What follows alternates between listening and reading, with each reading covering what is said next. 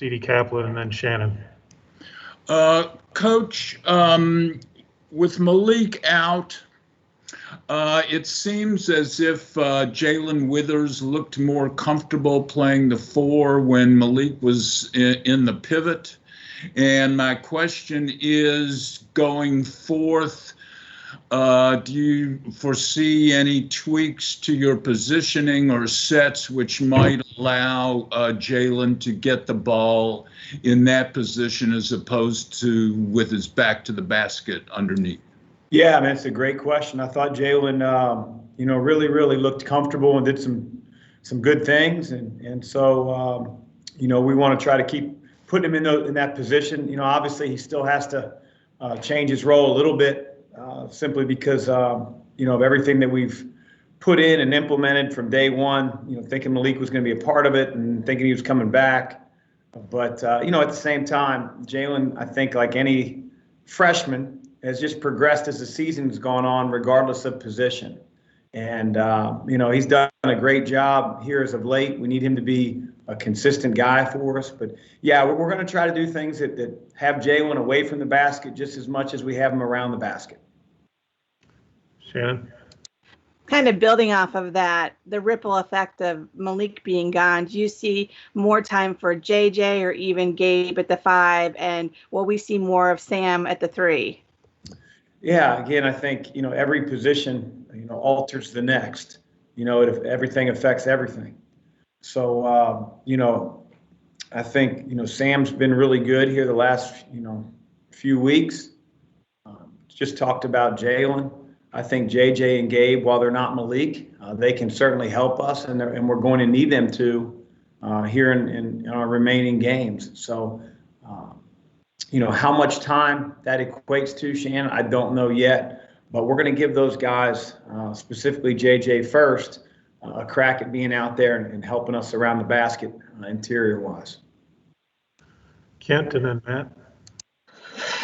Chris, Carlik has kind of taken over as your guys' closer down the stretch. Is that something that you got a sense of even in the preseason, or is that something that you guys just kind of have figured out, in the fire in games? No, I think, if you look at Carlik's career in college at Radford, I mean, he was always big in big moments. And I talked about that even early on, that Carlik was never one that was going to shy away or tighten up in those moments. And I think, the course of 18 games that we've played, he's proven that he's not afraid of the moment in any way, shape, or form. So he's a terrific free throw shooter. I know he missed the one at the end. He's a guy that's really hard to contain, off the dribble. He changes speed so well. He uses his body. And he has really good vision. He made a nice little dump down pass to Sam for a layup. So, you got to be careful when you double him or extend on his ball screens, because he's going to try to find that passing lane to an open teammate as well. So we know that he can finish games. We got to get to the point where games are, in that, in that crux where one play can separate winner and loser. Matt? Hey, Coach. Matt McGavin with Sports Illustrated. Kind of talking about injuries. Josh Nickelberry and Nate Gayon have been a couple guys who have missed extended time due to one injury or another. When do you see them potentially coming back this season, if at all? Yeah, so Josh, began practicing yesterday. His conditioning is not the greatest since he's been out for an extended period of time. But Josh is one of those guys that, doesn't need a whole lot of time. He's a really good athlete.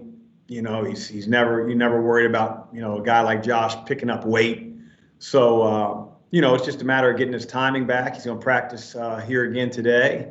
And, we'll have him available for Virginia Tech. How much, I don't know. Aiden's a different story. We got to slowly work him back. I don't know if Aiden will be able to rejoin us physically and, health-wise. Fred. Coach, could you talk about the challenge of the 2 games this week, but also the opportunities? Yeah, I mean, we're playing tier 1 opponents, teams that have have had a great season. Teams that, are going to be a challenge.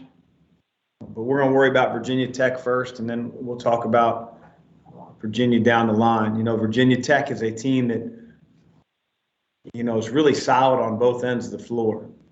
They have a really good identity of trying to throw it inside and play inside out, shoot a lot of threes, but they don't just jack them up. They really try to pound the ball inside to guys like Mutz and Aluma.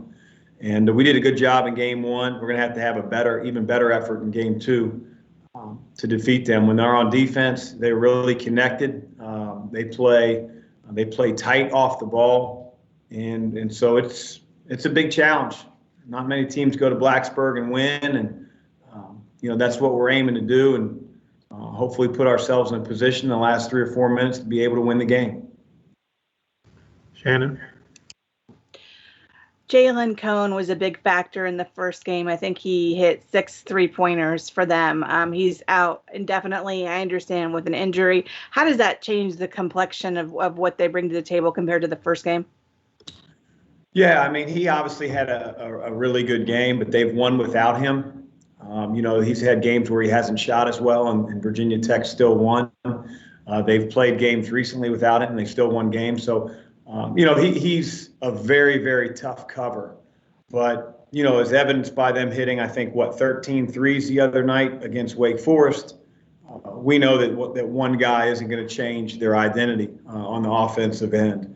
Hunter Cantor has won games on last-second three-point shots. He's playing more with the absence of Cone. They got a few guys off the bench that are contributing as well that didn't play against us the first time. With a team like Virginia Tech, you lose one player, your team doesn't fall apart or change its identity, and that's clearly evident. Take 2 more from Russ and then Matt. Yeah, Chris, mentioned the opportunities. Of course, the hot topic now is the NCAA seeding situation and so forth.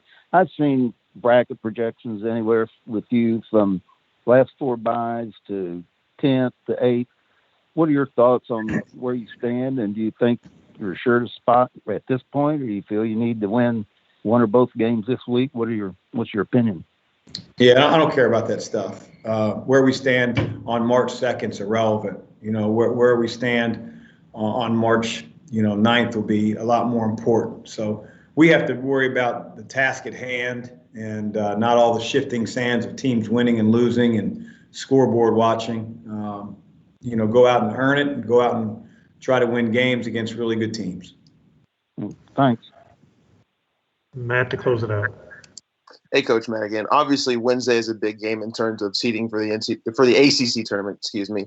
You guys would be good in line for a double, or at least in line for a double bye at that point. Does your message change to the team, or are you just treating it like just another game?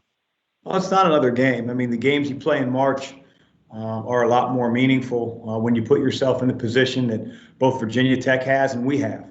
And so that's great. You want to play for something. It's what you work for all off season and all throughout the season. We have a young team. We try to educate them on what they're playing for, but it's no bigger than just being able to execute those details that we talk about with Virginia Tech on the floor. And then the results and how the results pan out in the larger context of, different teams in the league, seedings for the conference tournament. That stuff will fall into place. We just have to worry about doing our best against a really good Virginia Tech team. Coach, thank you. Thanks, guys. That'll close us out for today. Thank you for joining us. Thanks, Coach. Thanks, Kenny.